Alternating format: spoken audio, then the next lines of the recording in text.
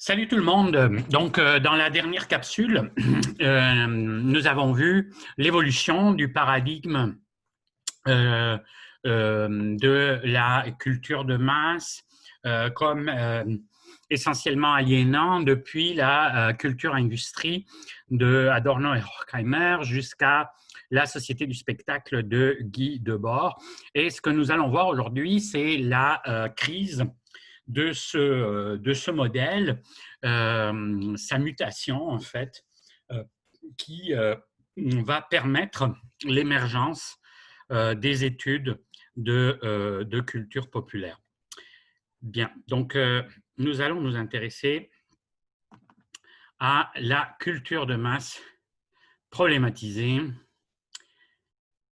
Edgar Morin et à travers lui aussi la revue qu'il a cofondée avec Roland Barthes et George Friedman, Communication.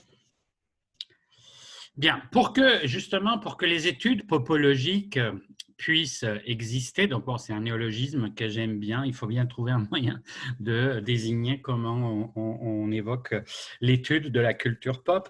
Donc, pour que ces études puissent exister, s'intéressant légitimement aux produits de la culture de masse en tant que tels, il aura fallu précisément démonter le paradigme globalement sinistre de sa dénonciation, la dénonciation globale donc de la culture de masse.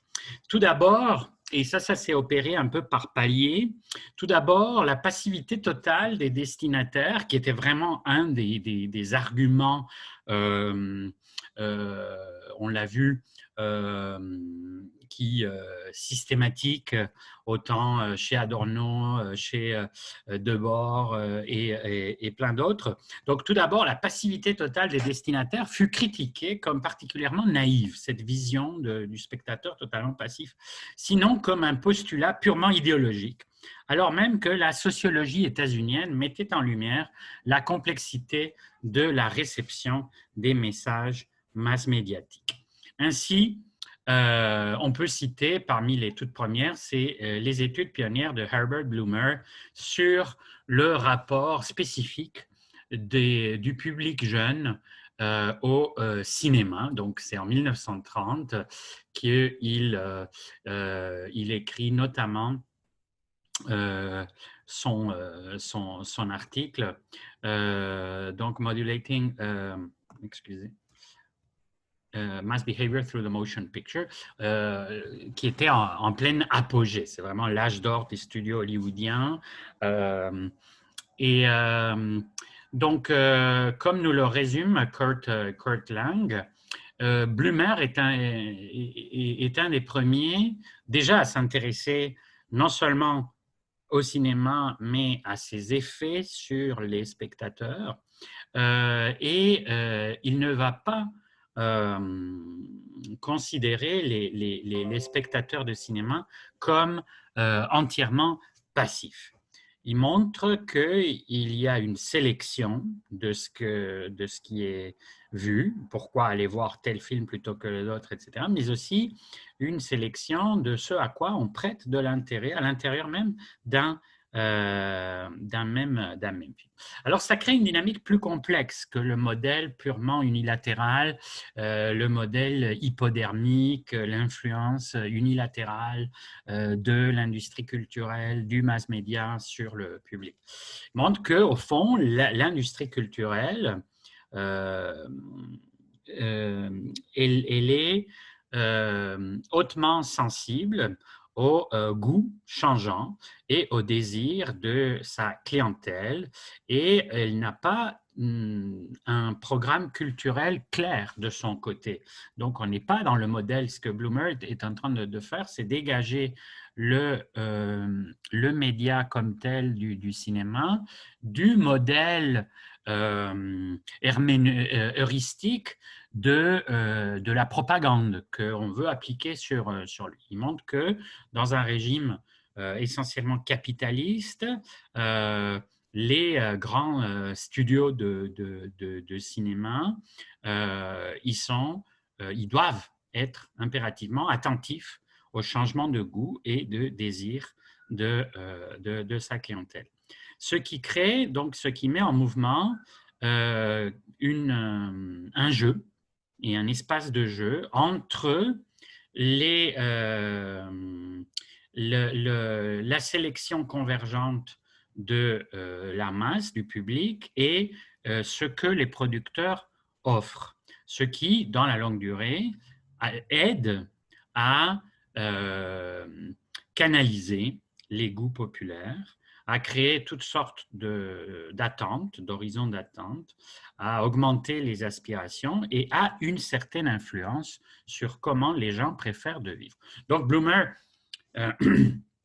tient en compte les deux aspects. L'aspect qu'il y a une volonté d'infléchir les goûts, voire les comportements, mais qui n'est pas essentiellement axé sur un a priori, mais plutôt sur le fait de s'adapter, et c'est là l'aspect de rétroalimentation réciproque, des changements de goût, etc.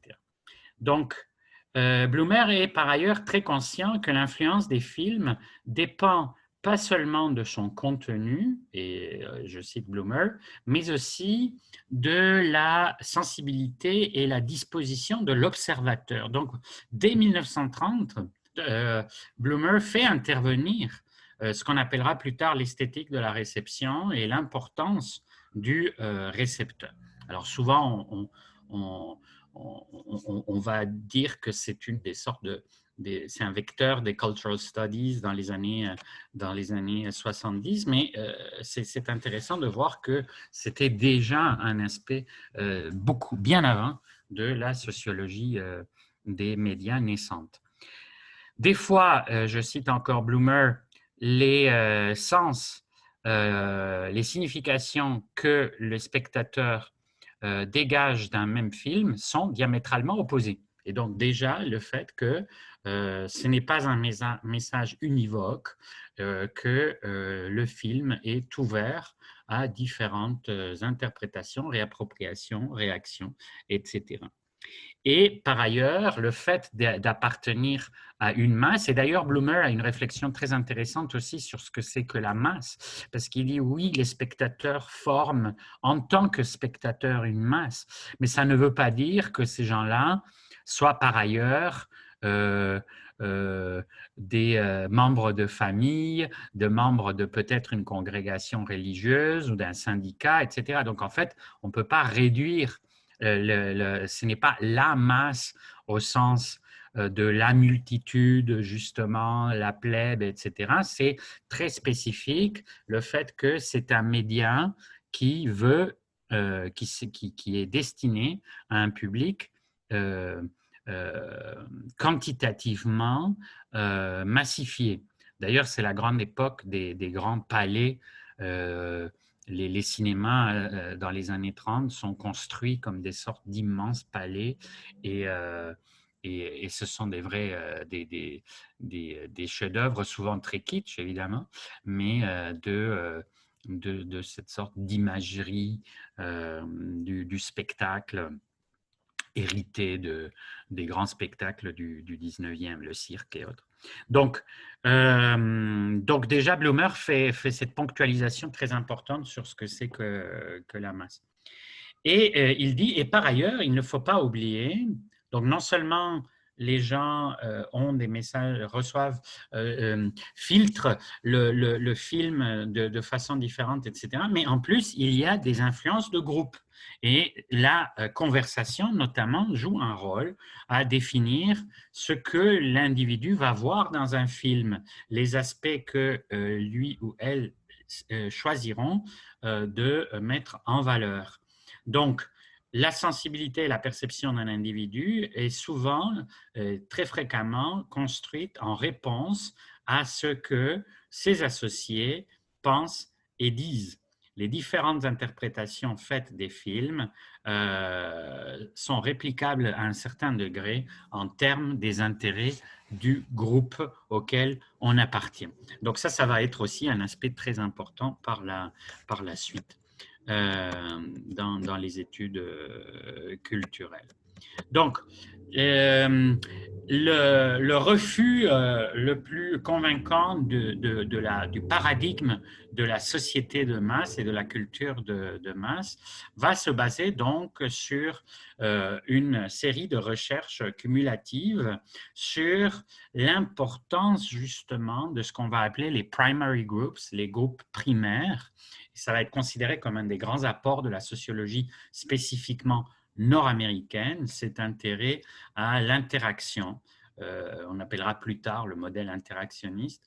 Donc, l'idée que les individus ne sont pas totalement atomisés comme le supposaient les sociologues catastrophistes de la culture de masse, mais qu'il y a bel et bien la survie de groupes primaires d'importance, la famille, les amis proches, les communautés auxquelles on appartient ou on choisit d'appartenir, etc.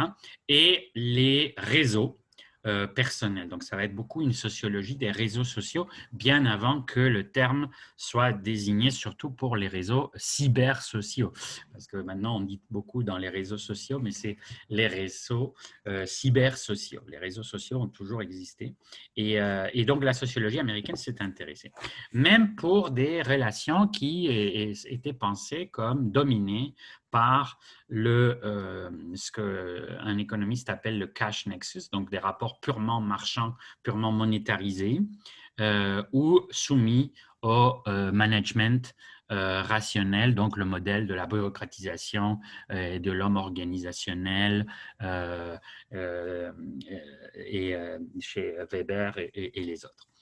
Donc, par ailleurs, des études plutôt en sciences politiques sur les électeurs, sur le comportement des électeurs dans les partis politiques états-uniens, etc., etc., et les études du public soumis aux stratégies de communication des grandes compagnies présentent donc dans les années 40-50 les individus beaucoup moins isolés ou captifs des technocrates qui voudraient les persuader, les manipuler, que ce soit pour la publicité ou pour les slogans politiques ou autres. Et puis émerge aussi un type d'expérience sociologique. La sociologie états-unienne va très vite se distinguer face à la sociologie européenne par son goût du terrain, du concret, comme l'avait fait aussi l'anthropologie états-unienne. Donc, ça fait partie de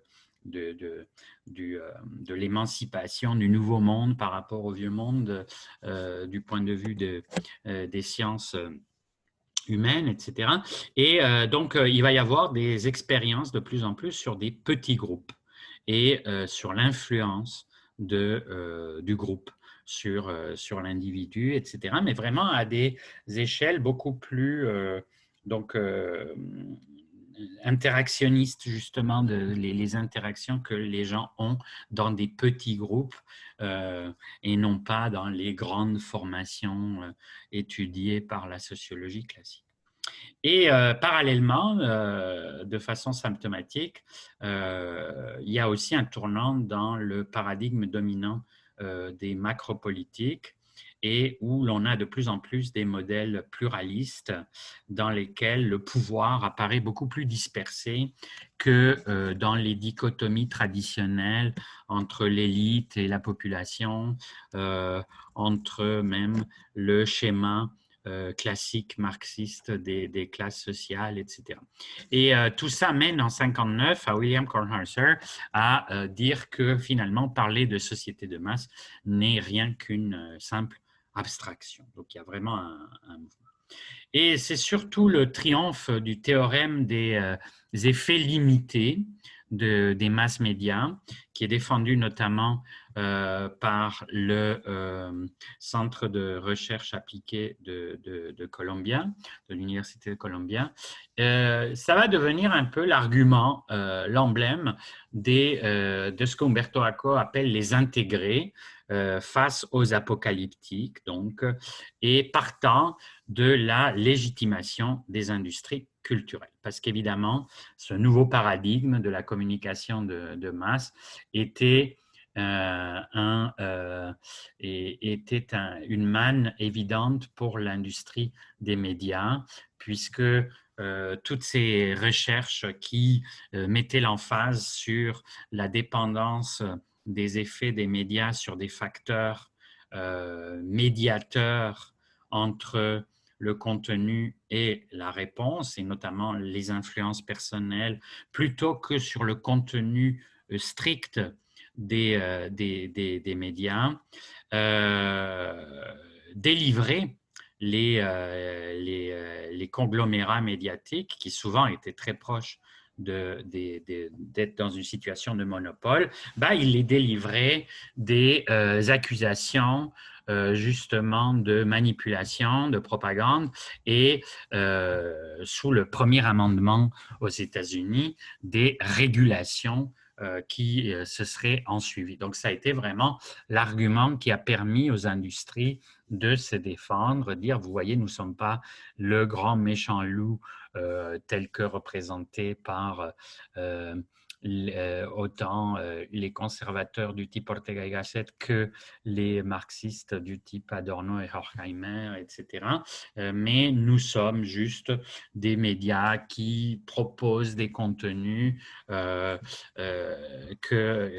en bout de ligne, les spectateurs, les auditeurs, les lecteurs, etc., vont choisir de façon qui ne relève pas de la simple manipulation. Donc, bon, c'est quelque part, là, vous avez le petit gif animé du public ravi. Et bon, c'est cette image-là d'une sorte d'entente entre la recherche sociologique et la légitimation du système masse médiatique qui était déjà une des grandes industries des États-Unis. Elle va le devenir de plus en plus d'ailleurs au fur du XXe et XXIe siècle. Alors, l'étude empirique appuyée sur la production d'enquêtes démystifie ainsi la croyance en l'omnipotence des médias, renvoyant le discours de la théorie critique sur des masses uniformément dépourvues de capacité de réaction, d'interprétation ou de résistance à une simple spéculation, sans ancrage dans les conditions effectives de production et de réception de la nouvelle culture que cette théorie traitait de haut, selon une perspective somme toute élitiste, proche malgré tout l'appareil conceptuel marxisant du Kulturpessimismus, du pessimisme culturel des conservateurs. C'était ça évidemment l'ironie de la critique de gauche, rejoignant par bien d'aspects la critique de droite. Alors, suite à ces controverses, le débat autour de la culture de masse va affronter ceux qui continuent à la honnir comme emblème soit du stade avancé du capitalisme post-industriel ou comme dégradation ultime de la vraie culture. C'est le terme de la défaite de la pensée, avancé dans un essai célèbre en France par le philosophe Alain Finkielkraut. Et donc, d'un côté, ceux qui continuent à critiquer la culture de masse, et il y a une longue postérité de tous ces théoriciens jusqu'à nos jours, qu'on pense à des gens comme Neil Postman dans les années 80, évidemment Noam Chomsky et d'autres dont vous avez plusieurs références dans les liens que vous avez dans le blog du cours. Et puis, d'un autre côté, ceux qui affirment que ce mépris relève plutôt d'un réflexe de classe ou et de l'ignorance de la réalité empirique de la société et de la culture contemporaine. Alors, les critiques du paradigme mass-médiatique, on a déjà un petit peu évoqué aux États-Unis Daniel Bell, au sein des premières études culturelles britanniques, Stuart Hall et Paddy Wanell, etc. Donc, les critiques de ce paradigme se font de plus en plus fortes, inscrites dans le grand tournant des 60s, voire des swinging 60s, qui voient justement les frontières entre high art et low art, high culture et low culture, se brouiller. Alors évidemment, on pense au pop art, ici avec la Crying Girl de Liechtenstein, tirée des romance comics des années 50, où c'était notamment illustré Jack Kirby, qu'on associe toujours évidemment à sa grande période avec les bandes dessinées de super-héros, mais il a connu une grande période aussi de bandes dessinées romantiques. Et, et évidemment aussi cette célèbre pochette des Beatles, du Sgt. Pepper's Lonely Hearts Club Band, qui est en soi une véritable capsule des transformations de la culture des années 60. Et il y a même un philosophe espagnol qui s'est intéressé juste à la pochette pour un essai autour de la culture de masse, justement, et des ambiguïtés de la culture de masse. Puisqu'en fait, ce que les Beatles essayent dans cette couverture, c'est une sorte de panthéon très évidemment pop, panthéon d'influences tout à fait hétéroclite. Il y a un aspect délibérément provocateur. Alors évidemment, il y a des gens comme Bob Dylan, mais il y a aussi Karl Marx, mais il y a aussi D.H. Lawrence, il y a Laurel et Hardy, il y a l'occultiste Aleister Crowley, il y a Marlon Brando, évidemment, il y a Tarzan, il y a Oscar Wilde, il y a Edgar Allan Poe, Carl Jung. Enfin, vous avez vraiment ce mélange totalement entre des grands référents de la haute culture, des référents pop, et tout ça est présenté comme une sorte de continuum et d'explosion de ce que les Anglais appellent cross-fertilisation, donc de fertilisation réciproque entre les domaines, les registres, l'éclatement total. C'est aussi le disque où les Beatles vont veulent en quelque sorte faire exploser l'industrie culturelle de la musique de l'intérieur, et ils brisent l'image du boys band cute et très et tout simplement dans le vent et cool, etc. Et ils veulent vraiment présenter une sorte de révolution contre-culturelle à l'intérieur de la musique pop. C'est le tournant pris avec la rencontre avec Dylan, mais aussi avec la contre-culture des États-Unis, etc. Donc, c'est vraiment dans ce contexte qu'il faut comprendre le fait que de plus en plus de théoriciens trouvent que le modèle purement dénonciateur des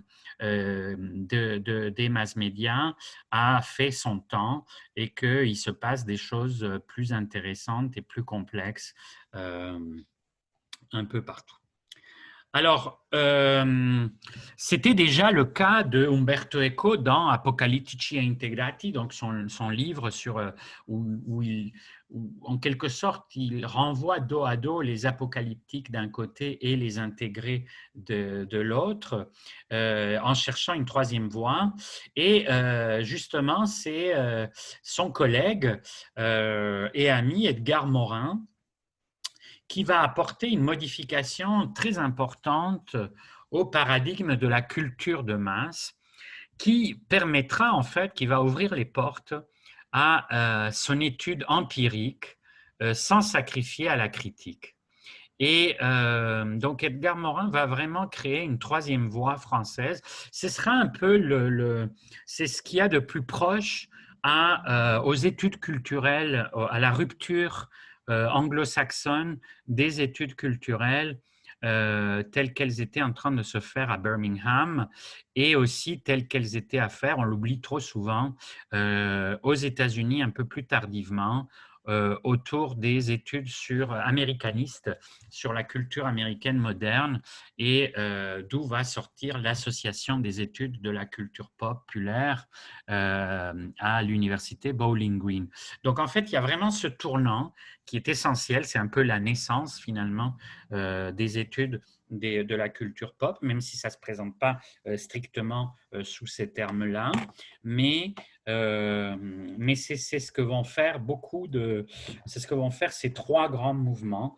Et donc en France, ça passe par le travail d'Edgar Morin et notamment, donc autant ses ouvrages consacrés à la culture de masse, mais aussi la revue vraiment mythique qu'il fonde en 1961 avec George Friedman, qui est maintenant très oublié et qui ne s'intéresse que brièvement finalement dans sa carrière à l'étude de la société de masse, et Roland Barthes, qui lui aussi va, après sa grande période avec Mythologie, va peu à peu aller vers plein d'autres domaines.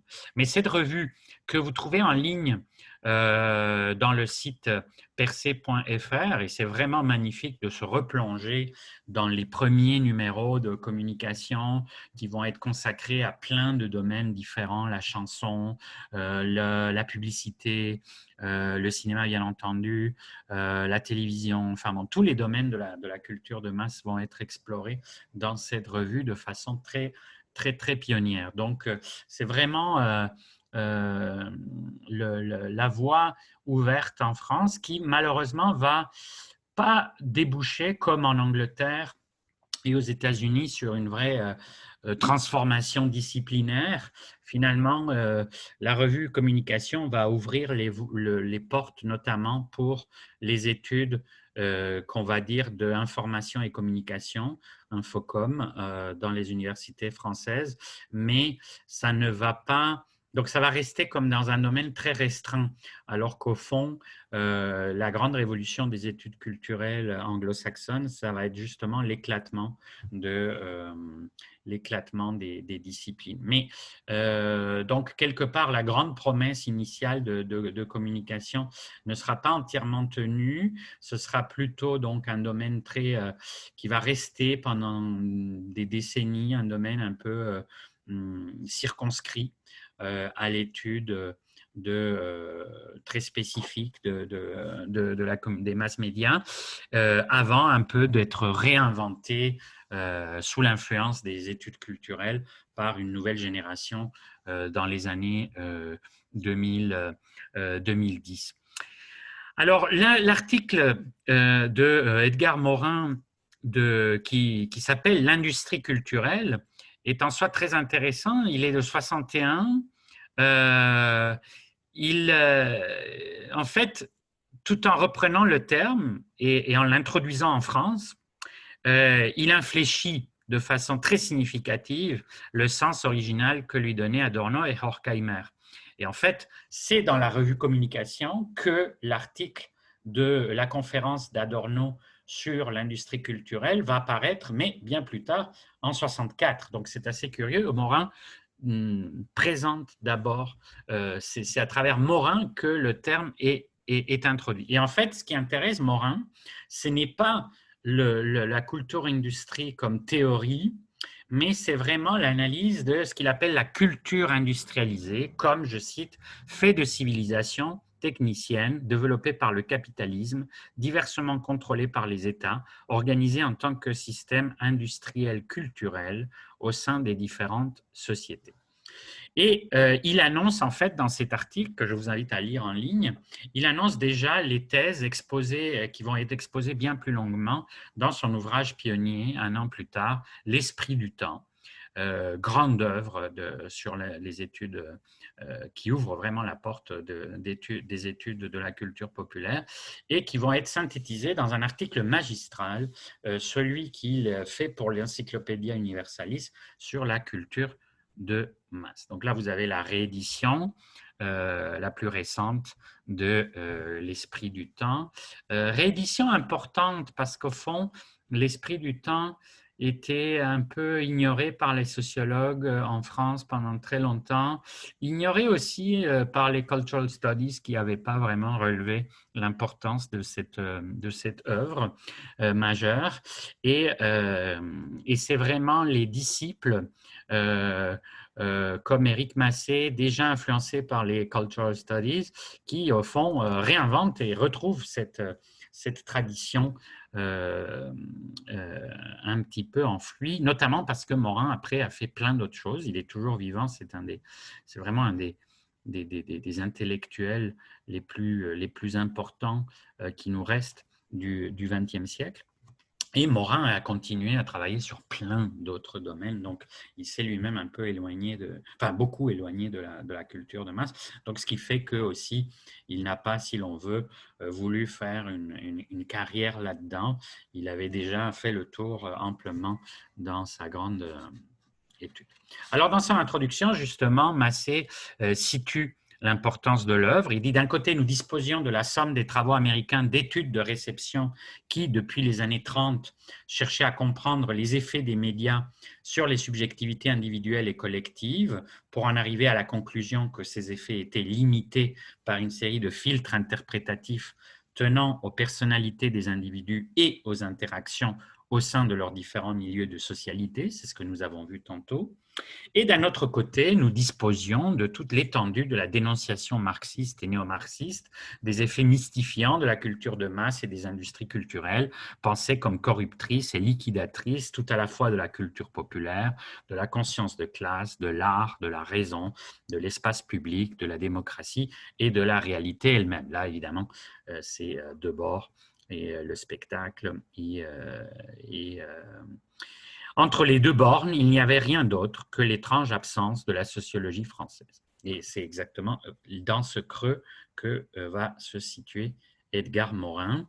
Et là, je cite dans L'Esprit du temps, « Les intellectuels rejettent la culture de masse dans les enfers infra-culturels. Une attitude humaniste entre guillemets, déplore l'invasion de sous-produits culturels de l'industrie moderne, des sous-produits industriels donc, de la culture moderne. Donc là, il y a un jeu, vous voyez, entre industrie et culture qui reprend beaucoup, puisqu'il reprend beaucoup la spécificité de la situation où on est dans une culture industrialisée.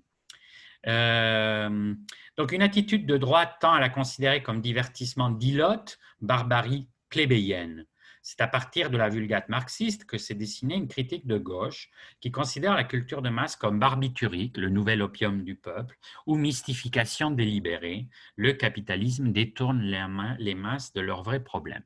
Plus profondément marxiste est la critique de la nouvelle aliénation de la civilisation bourgeoise, l'aliénation de l'homme dans le travail se prolonge désormais dans la consommation et dans les loisirs, dans la fausse culture. Donc ça, c'est les critiques notamment de Adorno et Horkheimer, mais aussi dans une autre sphère de Hannah Arendt dans la crise de la culture. Tout jugement de valeur mis entre parenthèses, nous pouvons diagnostiquer une résistance globale de la classe intellectuelle ou cultivée. Et dans un entretien très éclairant, très éclaircissant que vous trouvez aussi en ligne plus tardivement, Morin revient justement sur sa situation. à ce moment-là, au moment où il fonde communication, au moment où il écrit l'esprit du temps et au moment où il fonde aussi un centre d'études sur la culture de masse. J'étais intéressé par la manière dont les Américains faisaient progresser la culture de masse, car je ne partageais pas forcément la position de ceux qui, comme Marcus et Adorno, pourtant de mes amis, y voyaient l'abrutissement complet des citoyens. Cette jonction entre l'aristocratisme de l'universitaire allemand et la vigilance du marxisme, ou se croyant tel, qui voyait notamment dans les médias et dans les films façon d'aliéner les prolétaires et de les empêcher de prendre une conscience de classe, n'emportait pas mon adhésion. J'essayais de dépasser ce jugement. J'ai étudié le cœur de ce qui était à l'époque l'industrie culturelle, le système hollywoodien. Et en fait, c'est à travers l'analyse du cinéma que Morin va arriver à la théorie sur la culture des masses. Notamment, le cinéma, il a étudié sous deux angles. Un, le cinéma ou l'homme imaginaire, et l'autre sur les stars, justement, où toute la question du système, de la mythification, mais aussi de la réception, de l'adhésion, de l'identification, etc., étaient évidemment cruciaux. Et d'ailleurs, le livre Les Stars, c'est aussi un grandissime livre d'Edgar Morin qui reste extrêmement intéressant. Alors, je n'y ai pas vu que de l'aliénation. Et ça s'arrête ça, évidemment, le grand tournant. Cette analyse sera valable pour la chanson, pour le rock, des choses qu'il va étudier lui aussi, et de façon pionnière, pour bien d'autres choses, et même pour la télévision. Je disais, quel est ce paradoxe? Hollywood était certes une entreprise destinée à faire de l'argent, avec la spécialisation du monde industriel et la rationalisation du monde industriel. Comment se fait-il alors qu'il n'y avait pas que des films médiocres ou nuls? Comment se fait-il qu'il y ait non seulement des réalisateurs de films extraordinaires, mais qu'une bonne partie des films ne soient pas complètement nuls? Alors j'ai défendu le paradoxe central. La production est obligée de faire appel à la création.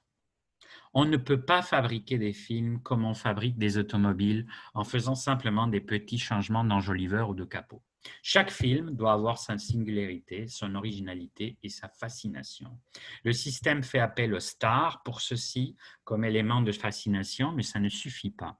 Il faut que dans le scénario, la façon de diriger les acteurs, il y ait de l'art. J'ai dépassé la phrase de Malraux disant que d'un côté le cinéma est un art et de l'autre côté c'est une industrie. Je disais c'est un art industriel, mais qui ne se réduit pas aux normes classiques de l'industrie. Et cette dialogique ou dialectique production-création, j'allais la mettre au centre de l'analyse. Et c'est exactement la grande thèse et la grande novation de Morin. Tout d'abord, donc, l'on ne saurait continuer à concevoir la culture de masse comme une émanation quasi-mécanique des masses médias. Et là aussi, intéressant, nous retrouvons notre chère triade, culture de masse, société de masse, mass médias. Donc, il n'y a pas d'émanation, pour Morin, mécanique. Ce n'est pas les masses médias qui, de façon unilatérale, produisent la culture de masse. Car ce serait, je cite, oublier la situation des sociétés polyculturelles où coexistent et entrent en conflit diverses cultures. La culture scolaire, la culture nationale, les cultures religieuses, les cultures politiques et la culture cultivée, bien entendu. Toutes peuvent se servir et en fait se servent diversement des masses médias. Vous avez ainsi des émissions scolaires et universitaires. Bon, maintenant, c'est vraiment plutôt sur YouTube, mais il y a une époque où il y avait des émissions scolaires parrainées par l'État au moment des chaînes d'État. De la censure, les discours et allocutions des chefs d'État et de ministres, les discussions polémiques, les émissions religieuses, les chaînes vouées à la haute culture, la musique, le théâtre et la littérature, etc. Les masses médias sont donc les canaux universels des différentes cultures, à l'exception de celles qui sont condamnées à la clandestinité ou à l'underground. Tandis que la culture de masse serait alors la culture qui s'est développée dans et par les masses médias, selon une dynamique historique propre à la société moderne, industrielle, capitaliste, bourgeoise. Donc, il y a déjà un modèle plus complexe. Ensuite, bien qu'une tendance à la standardisation s'affirme dans la production d'objets de série destinés à la grande consommation et animés par la recherche d'un public et d'un bénéfice maximal, elle ne peut être absolue.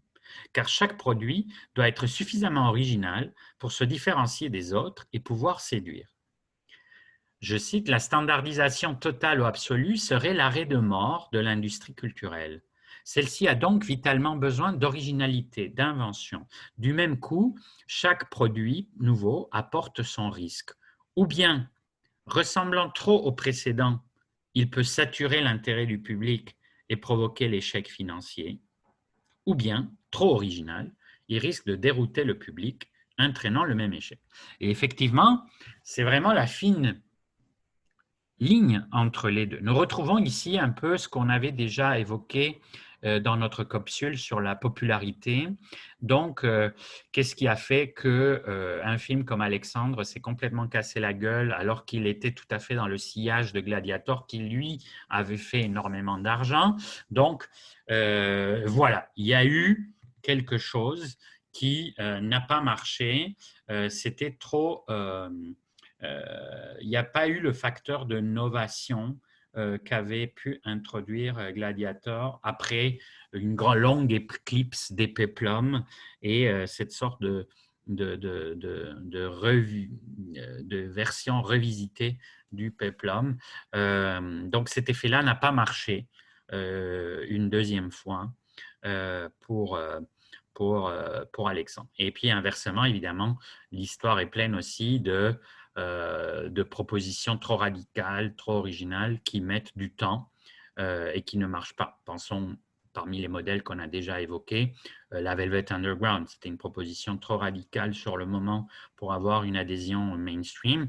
Et puis maintenant, c'est un band qui est devenu, qui est vraiment placé au cœur du canon rock et donc qui s'est énormément mainstreamisé et c'est devenu des classiques au fond.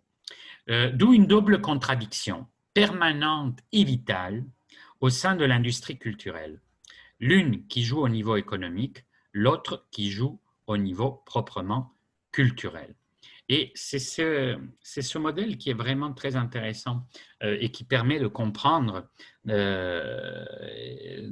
façon autrement plus dynamique le fonctionnement des arts de masse et enfin aussi qui ouvre la porte à s'y intéresser en tant que tel et à s'intéresser à leurs produits spécifiquement, ce que les condamnations en bloc du type Adorno ou Debord ne permettaient pas, parce qu'évidemment, soit tout fait partie de la culture-industrie, soit tout fait partie du spectacle, etc., etc. Donc cette tension, cette contradiction essentielle pour Morin est au centre même du système, puisqu'on ne peut seulement parler à ce niveau de production au sens industriel du terme, ni de création au sens artistique ou spirituel du terme, mais de production-création. Donc effectivement, ce qui s'est passé avec les transformations de la culture de masse, c'est qu'on arrive à cette situation paradoxale où il faut concilier les impératifs de la fabrication industrielle, de la production, la diffusion industrielle, et à la fois les impératifs autrefois reliés à la création dans des contextes très différents. Donc, c'est vraiment cette particularité qui est importante. En fait, il y a une lutte originale au sein de l'industrie culturelle entre l'intelligentsia créatrice et le système de production lui-même. Et effectivement, c'est ça qui ouvre vraiment plusieurs possibilités de dynamisme. Du coup, la relation production-création peut donner soit des œuvres où la production domine fortement la création, c'est-à-dire où il y a prédominance de la standardisation. Donc, c'est toutes les œuvres qui nous semblent totalement répétitives, dérivées, les modèles systématiquement répétés. Soit au contraire, des œuvres où la création domine la production et se rapproche par là de l'œuvre artistique ou littéraire classique, c'est-à-dire de l'œuvre d'auteur. Et là, on vient de voir un exemple avec le Sgt. Pepper's Lonely Hearts Club Band des Beatles qui relève d'un grand degré d'autonomie esthétique atteint par le grand succès planétaire et la Beatlemania. Ça fait que tout à coup, les Beatles sont dans une position où ils ont une tentation octorielle, influencée d'ailleurs par le choix octoriel de Bob Dylan, de comment il gère sa carrière, etc. Et donc, voilà un exemple où tout à coup, ça se rapproche beaucoup de l'expérimentalisme. Et d'ailleurs, c'est un album qui est extrêmement novateur par plein d'aspects. C'est un album qui marque une grande rupture dans l'histoire de la musique populaire. Et soit encore, et c'est là peut-être que se situe la plupart des œuvres, les œuvres mixtes. Un modèle fortement structuré selon les exigences de la production, mais à l'intérieur desquels il y a une liberté du créateur. Et ça, c'est peut-être le cas le plus spécifiquement typique des productions des arts de masse. Alors, on a évidemment, pour preuve de ces dynamiques, de ces complexités, on a évidemment le cinéma de l'âge d'or des grands studios hollywoodiens, qui était à la fois totalement calqué sur des modèles de taylorisation, de rationalisation extrême de la production, avec des assembly lines, donc du travail à la chaîne. On filmait les films vraiment à la chaîne. Les scénographes travaillaient sans arrêt, les scénaristes travaillaient sans arrêt, les acteurs travaillaient sans arrêt, les caméramans travaillaient sans arrêt sur différents films, etc. etc. Ils démontaient le set d'un truc, ils remontaient le set pour une autre production. Donc, c'était vraiment dans l'idée de maximiser les profits, minimiser les coûts, etc. etc. Et puis, à la fois, c'est aussi la grande époque du cinéma classique hollywoodien avec les œuvres qui, par la suite, deviennent vraiment des classiques du 7e art. Donc, avec des auteurs, toute la série des grands auteurs hollywoodiens de cette époque-là. Donc, voilà le type de paradoxe qui fonctionne à l'intérieur de ce système.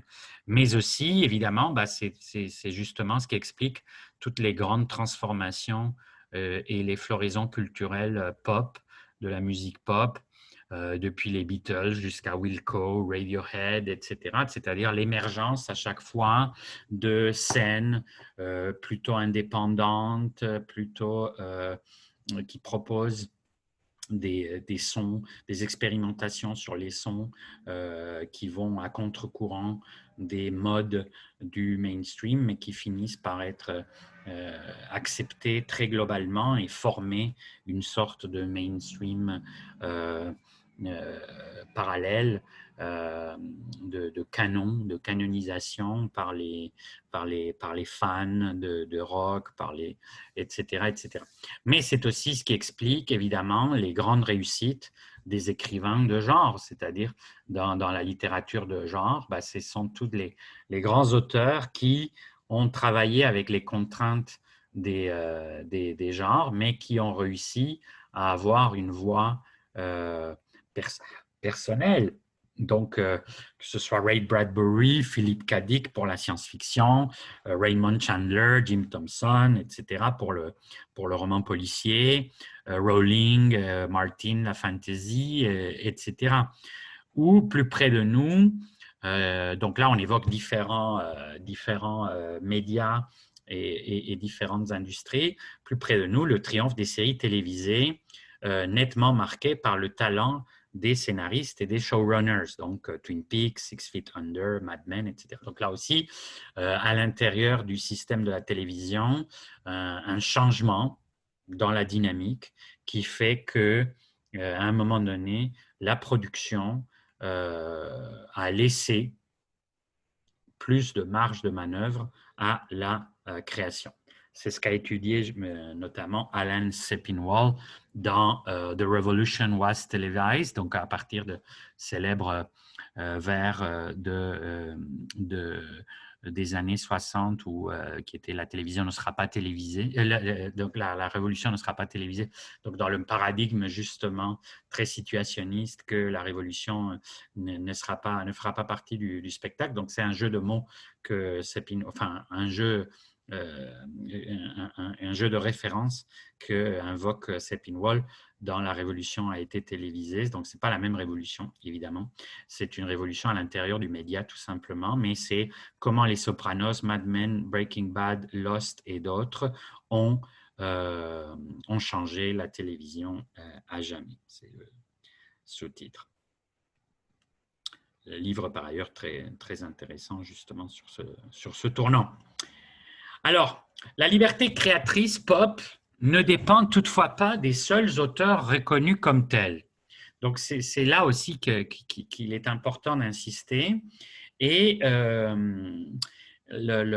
ce fut notamment le grand débat, la grande querelle autour du cinéma des auteurs, qui était défendu par l'école des cahiers du cinéma dans les années 50, où ces jeunes cinéphiles qui allaient devenir des grandes figures du cinéma par la suite, Truffaut, Godard, Romer, etc.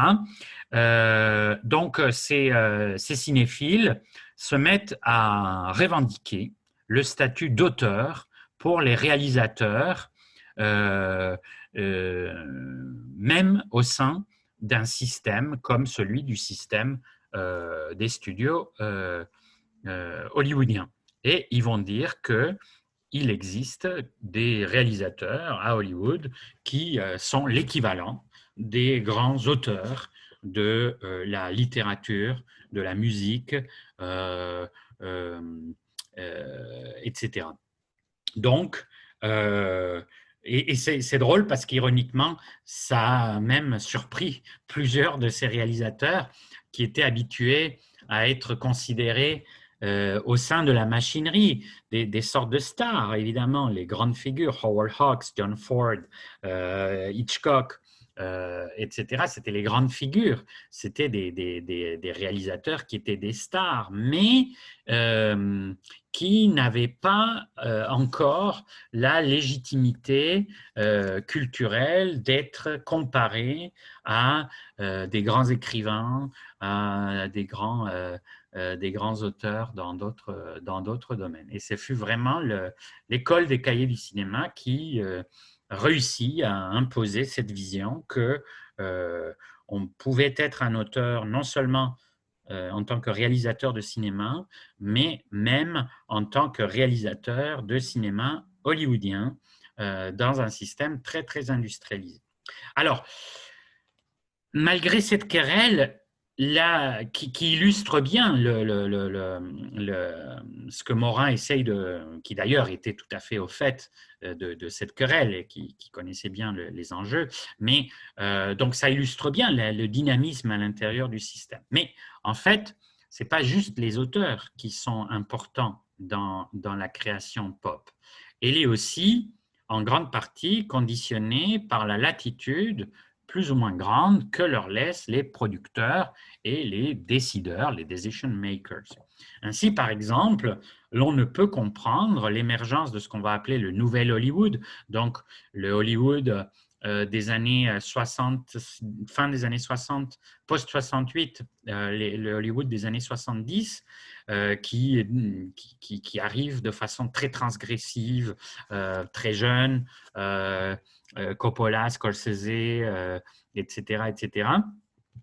Donc, on ne peut pas comprendre ça juste seulement en regardant les auteurs eux-mêmes. En fait, c'est qu'à ce moment-là, ces auteurs-là obtiennent un degré de liberté créatrice qui n'avait pas vraiment existé à Hollywood que très rarement. Parce que, par exemple, Orson Welles avait eu pour Citizen Kane et que les studios n'avaient plus jamais voulu lui donner, lui personnellement, mais à personne d'autre.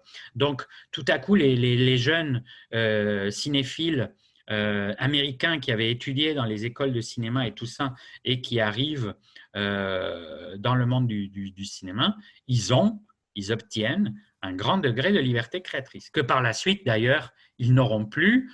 Et c'est ce qui va expliquer la tragédie des grands auteurs tels que Cimino, Coppola, etc., qui n'ont plus jamais eu cette liberté et qui n'ont plus jamais, par ailleurs, fait des œuvres aussi intéressantes que celles qu'ils ont fait que dans ces années-là. Alors, on ne peut pas juste les regarder eux, il faut bien regarder que, par exemple,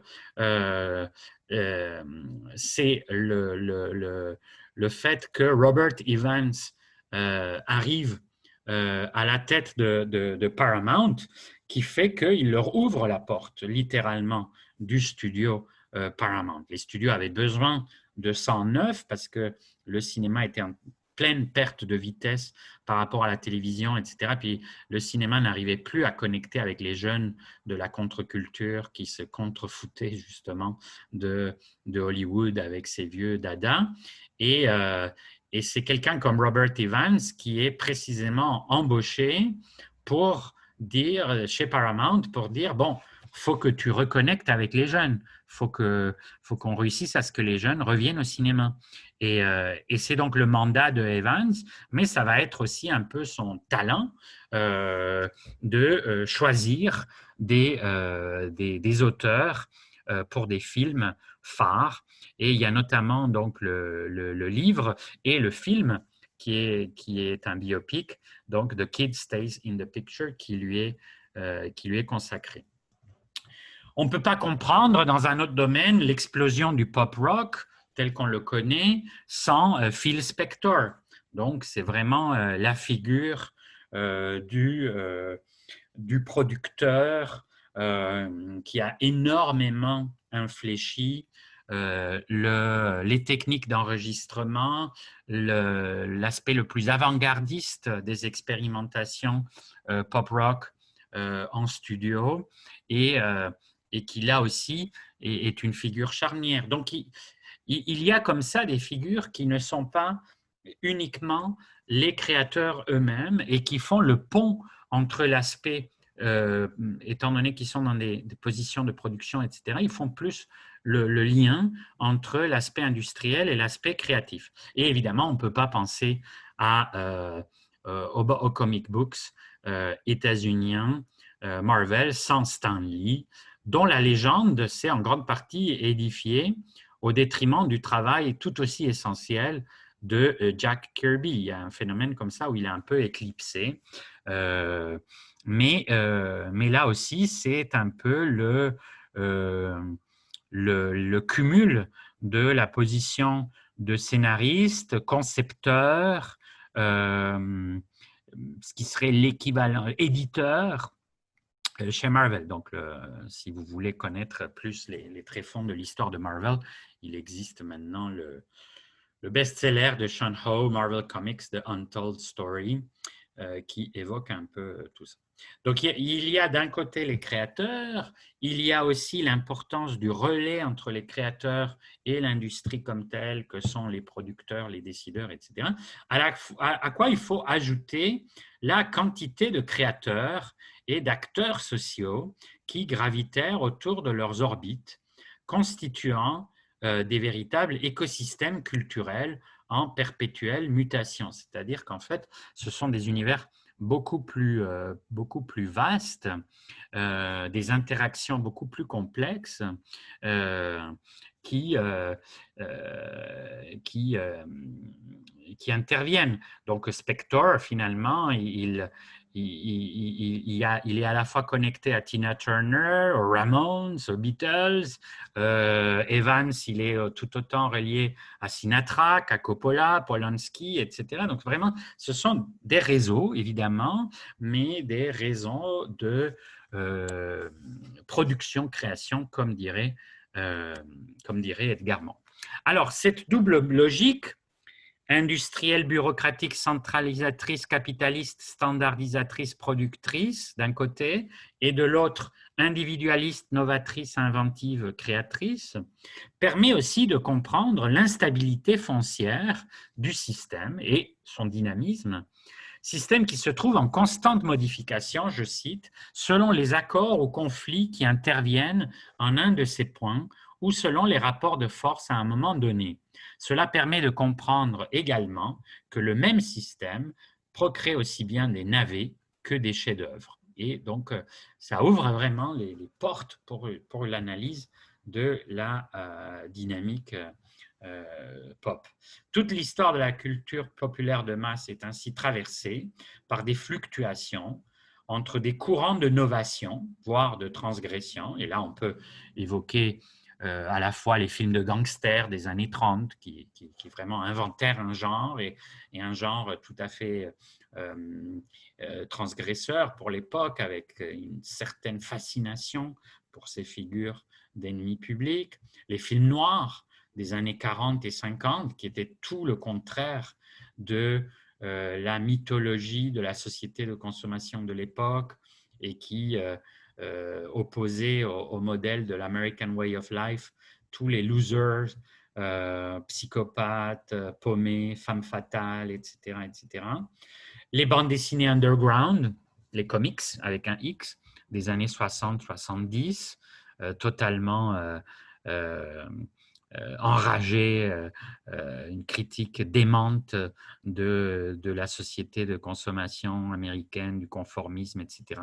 Le nouvel Hollywood des années 70 que je viens d'évoquer, la musique punk, post-punk, la scène indie, musicale ou cinématographique des années 90, etc., etc. Donc, il y a ces aspects-là où tout à coup, donc là, vous avez Sid Vicious, donc We're Not Nice Boys, donc l'emblème avec les Sex Pistols de la révolte punk, en même temps très médiatisée, etc., etc., avec toutes ces ambiguïtés. Donc, d'un côté, ces courants, et de l'autre, des courants plus conformistes. Alors, il y a différents vecteurs de conformisme. D'un côté, la pression de ce qu'on peut appeler avec Althusser les appareils idéologiques d'État, donc c'est la censure notamment, alors qui a sévi dans tous les médias. Donc le code Hays à Hollywood entre 34 et 68, qui était vraiment un code de ce qu'on pouvait ou on ne pouvait pas montrer, construit en grande partie contre les films de gangsters, mais aussi contre les films d'horreur qui connaissent un boom et une grande inventivité aussi dans les années 30. La télévision, qui a elle aussi le Television Code de 52 à 83. Le Comics Code Authority, donc, qui en 54 marque l'arrivée d'une censure assez terrible aussi sur les bandes dessinées, qui est elle-même en réaction contre un boom de création transgressive, celui des bandes dessinées, notamment des EC Comics, avec les bandes dessinées d'horreur, de science-fiction, de crime, qui étaient tout à fait dans le prolongement des aspects dystopiques et noirs du cinéma et de la littérature. Alors, donc, soit des effets comme ça de censure, d'intervention idéologique, l'effet de la routine et de l'essoufflement. Alors, ça peut être le poids des logiques de genre, le fait qu'à un moment donné, les genres s'épuisent parce qu'on est dans la systématisation. On transforme les trouvailles initiales en véritables clichés, systématisés jusqu'à l'éventuel épuisement, comme ce fut le cas du western hollywoodien, donc des milliers et des milliers de westerns tournés à Hollywood sur des modèles assez similaires, évidemment avec des grands chefs-d'œuvre, avec des œuvres moyennes intéressantes, où il y a des aspects intéressants entre tradition, innovation, entre répétition et transgression, etc. C'est quand même la grande majorité des œuvres, et puis des œuvres purement routinières, totalement oubliables et oubliées. Ou les Italiens se sont vraiment spécialisés dans ça, dans ce qu'ils appellent les filone. Et donc, les filone, c'est vraiment la métaphore du filon dans une mine. Donc, une fois qu'on trouve un filon, on le suit jusqu'à l'épuisement. Et c'est vraiment ce que les Italiens ont fait avec le spaghetti western, avec le giallo, avec le peplum, avec le poliziotesco, avec les films de barbares dans les années 80, etc., jusqu'à la fin de l'industrie du cinéma populaire italien dans les années 80, par concurrence notamment de la télévision par câble et du VCR, du vidéo. Donc, par exemple, un que je n'ai pas cité de ces filons, justement, les imitations de James Bond, les Eurospy, parus un peu partout dans le village global dans les années 60. Donc là, vous avez des typiques représentations, bien que Danger Diabolique soit un peu différent parce qu'il soit peut-être plus héritier de Fantomas que de James Bond, ou disons un Fantomas à la James Bond, comme d'ailleurs ce sera le cas de l'adaptation pop de Fantomas dans les années 60 avec Louis de Funès et Jean Marais, que vous connaissez peut-être, qui est vraiment une œuvre culte de la culture pop française. Alors, ça peut être donc l'essoufflement par le genre, ou ça peut être la routine des logiques de production, comme le studio système hollywoodien qui se casse la gueule dans les années 60, ou la fabrique de la musique yéyé en Europe au début des 60s, vraiment sur un modèle très, très, très industrialisé. On accumule les bandes qui se ressemblent et qui sonnent un peu pareil. Mais plus récemment, évidemment, la culture des blockbusters d'été, etc. Bon, là, vous avez le hit parade des yéyés, donc avec Johnny Hallyday, Claude François, etc., etc. Donc, ces sortes de fabrication où du coup la fabrication a un poids beaucoup plus fort que la création spécifiquement. Alors ça peut être l'effet de l'idéologie, non pas au sens de la censure, mais au contraire au sens de la production idéologique, donc les films anticommunisme, les films de montage nazi, ce que Truffaut appelle le cinéma de papa français d'après-guerre, ou tout simplement la médiocratie technocratique, donc des producteurs timorés ou purement cupides, des réalisateurs sans talent, des scénaristes surbookés, etc., etc. Donc il y a ça aussi dans toutes ces industries, évidemment. Le talent n'est pas quelque chose qui viennent d'emblée combler tout le monde. Et il y a comme ça des périodes un peu néfastes, soit parce que les producteurs ne sont plus du tout, ont trop peur d'expérimentation, etc., etc. Alors, à l'échelle concrète des œuvres, les tensions entre la double logique analysée par Morin expliquent aussi l'irruption d'œuvres singulièrement transgressives au sein d'une production globalement conformiste. Ainsi, nous l'avons par exemple toute une histoire à Hollywood de la guerre avec la censure. Donc, tous les films, Suddenly Last Summer, Some Like It Hot, Lolita, etc., qui vont se battre contre le système de censure pour des critères à la fois esthétiques, idéologiques, etc. Et donc, cette tension très forte qui va faire que à l'intérieur donc du système, il y a de prolifération d'œuvres qui contestent son fonctionnement, mais aussi l'originalité d'œuvres singulières au sein de genres très codifiés. Et on peut par exemple voir l'évolution chez quelqu'un comme John Ford, qui a fait vraiment des dizaines de westerns, justement le fait que ça évolue et qu'on arrive à la fin à des westerns extrêmement problématisés, et crépusculaires, etc. Donc avec à chaque fois une sorte de réinvention des codes que John Ford avait lui-même établis depuis les années 30. ou les phénomènes plus amplement de rupture, réinvention des codes.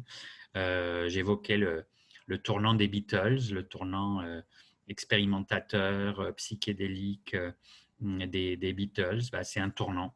Ça ouvre les portes, évidemment, à toute la musique psychédélique, à la musique progressive, etc., etc. Et donc, à chaque fois, il y a des tournants comme ça qui s'opèrent.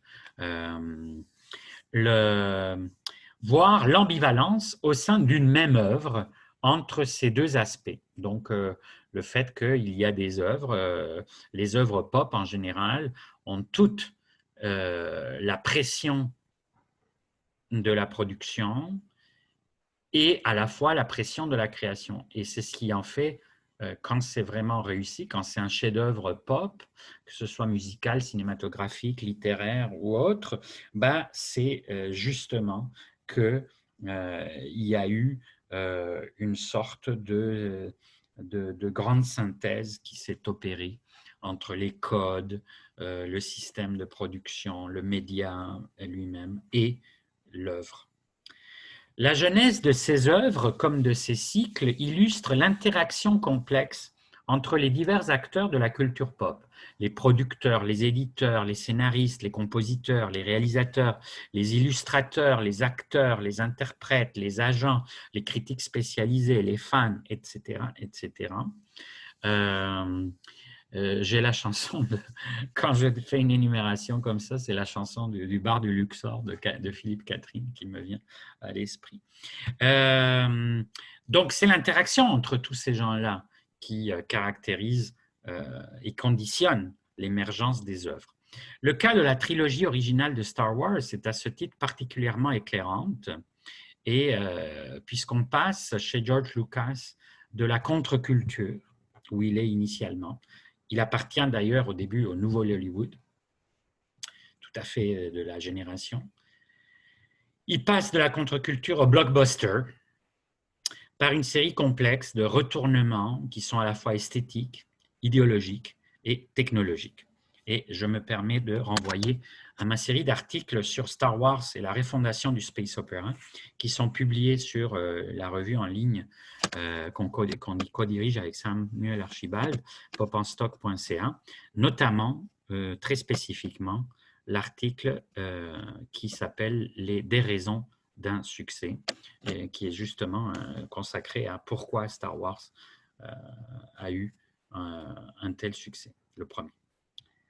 Alors, cette double logique permet aussi de comprendre, malgré la ahurissante concentration oligopolistique des industries culturelles, rappelons que 6 compagnies contrôlent actuellement 90% des médias aux États-Unis et par extension une grande part du marché globalisé. Vous pouvez aller voir sur Wikipédia Concentration of Media Ownership. Donc, malgré cette concentration démentielle, l'incroyable effervescence de la culture populaire de masse contemporaine, dont une grande quantité de fleurons affiche un discours nettement critique avec le système même qui les rend possibles. On pense à BoJack Horseman, au Lego Movie, dont le début est totalement adornien, débordien, une sorte de parodie totale du système de la standardisation, de l'unification. Le Lego devient la métaphore donc, de la standardisation, ce que c'est par ailleurs en tant que marchandise. Donc le Lego Movie est vraiment totalement méta-pop, mais métathéorique aussi sur ce statut, sur tout ce qu'on a dit sur le fétichisme de la marchandise, etc. etc. C'est un film qui est consacré à un jeu de pièces standardisé au possible et qui va prendre à contre-courant cette idéologie de la standardisation industrielle, etc. Mais aussi de Hunger Games, donc avec sa vision totalement dystopique et noire de la compétition néolibérale. Et je vous envoie là aussi aux articles que j'avais publiés sur Pop en Stock consacrés à Hunger Games. La série Black Mirror, qui évidemment, c'est notre dystopie quotidienne, enfin, notre dystopie actuelle dans cette sorte de futur proche, toujours anticipé, mais qui est déjà dans notre présent, la série de Charlie Brooker et Annabelle Jones. Et bon, là, vous avez un exemple typique comme on sait dans Les Simpsons, il y a constamment des critiques à la chaîne télé dans laquelle est émis Les Simpsons. Donc là, vous avez Fox News, l'hélicoptère, not racist, but I with racist. Donc, number one with a racist. Donc, ces critiques sont incessantes. Et d'ailleurs, ça a amené des frictions, évidemment, qu'on peut imaginer entre Fox et Groening et l'équipe créatrice des Simpsons. Et à plusieurs reprises, il y a eu des déboires avec la censure. Bon, déjà avec Fox, mais aussi avec, plus largement, par rapport à la télévision dans son ensemble. Alors, cette contestation récupérée au sein même du sémio-capitalisme illustre ce que Joseph Heath et Andrew Potter dénoncent dans La révolte consommée, qui s'est installée dans la société de consommation depuis les années 60, c'est-à-dire le fait que la rébellion vend et que The Rebel Cell, le titre original en anglais, donc que la révolte, les attitudes contestataires, etc., sont parfaitement intégrées dans les publicités de jeans et dans les blockbusters, etc., etc. Donc, il y a ça, mais cela n'est possible que par le jeu de la double logique poussée à son comble, voire à la limite extrême de ces contradictions. Enfin, sur la base de cette ambivalence, mais en la dépassant, la culture de masse a aussi pour particularité, je cite, de produire un syncrétisme original sous la forme de mythes proposant une résolution des tensions offertes par les contradictions de la vie sociale et de ses représentations, comme l'explique le disciple contemporain de Morin, Éric Massé, dans Sociologie de la culture de masse, Avatar du social et Vertigo de la méthode, que vous trouvez aussi en ligne. Donc, ce n'est pas nécessairement les mythes mystificateurs au sens où l'entendait Barthes dans ses célèbres et par ailleurs hilarantes mythologies de 57, encore toute empreinte du modèle marxiste de l'aliénation, mais plutôt des mythes comme ressources symboliques dont la dimension virtuelle, l'imaginaire, s'articule avec la dimension actuelle de l'expérience sociale pour en constituer la pleine réalité, comme le montre l'excellente analyse de la célèbre émission de télé-réalité Loft Story, entreprise par Massé. En ce sens, le mythe n'est plus ni une mystification, ni une fantaisie imaginaire, mais une représentation volontairement enchantée des tensions sociales non résolues et éprouvées subjectivement. Je vous renvoie à l'analyse concrète de Love Story pour développer ce point et comprendre comment Massé voit finalement dans la télé-réalité la mise en scène des grandes contradictions qui traversent le champ social contemporain. Et Love Story n'est pas une résolution de ces contradictions, mais elle est donc une représentation enchantée de ces tensions. Parallèlement à ces modifications du paradigme mass-médiatique initial, les cultural studies anglo-saxonnes s'en éloignèrent à leur tour par lassitude à l'égard de leur militantisme marxiste initial et par la reconversion déjà évoquée vers les études de réception, le célèbre tournant ethnographique qui les aligna davantage avec les sciences sociales et les poussa à faire de plus en plus d'études de terrain s'intéressant aux conditions réelles de décodage des messages mass-médiatiques. Alors, on passe du modèle encore assez théorique du encoding-decoding, encodage-décodage, proposé par Stuart Hall dans un célèbre article, Encoding and Decoding in the Television Discourse de 1973. On passe aux célèbres études de Yang Wang sur les spectateurs et spectatrices de Dallas, Watching Dallas, Soap Opera and the Melodramatic Imagination en 1982, ou de Janice Radway sur les clubs de lectrices de la littérature Harlequin, Reading the Romance de 80. S'ensuivirent les études pionnières sur les groupes de fans et leurs appropriations des œuvres de la culture de masse qu'ils érigent en référence canonique, voire en objet de culte. Donc, le célèbre Textual Poachers de Henry Jenkins, dont vous avez ici l'édition mise à jour pour le 20e anniversaire. Ainsi, contrairement au mythe de la production univoque et de la réception standardisée des produits de la culture populaire de masse, on s'intéresse désormais aux processus complexes par lesquels chaque œuvre doit intégrer en elle la diversité des centres d'intérêt et des points de vue d'un public par définition hétérogène et imprévisible. Chaque spectateur, déployant de son côté ou dans des communautés interprétatives de fans, d'amis ou de professionnels, les différents sous-textes qui sont plus à même de satisfaire ses attentes et de séduire son imaginaire. Dans ce sens, on peut considérer avec Pascal Horry, contre la tradition du pessimisme culturel nostalgique, dérivé des romantiques, ou moderniste, la théorie critique, que la culture de masse contemporaine, marquée par la multiplication de l'offre, l'autonomie croissante des publics, l'amplification des phénomènes de légitimation culturelle, loin d'être fatalement médiocrisante, est le lieu d'une production culturelle foisonnante qu'il s'agit désormais, pour les études pop culturelles, d'analyser dans les termes qui lui sont propres, sans avoir à prêter allégeance aux jérémiades apocalyptiques des uns, ni aux louanges du génie dans le système des autres. Merci beaucoup. À la capsule prochaine.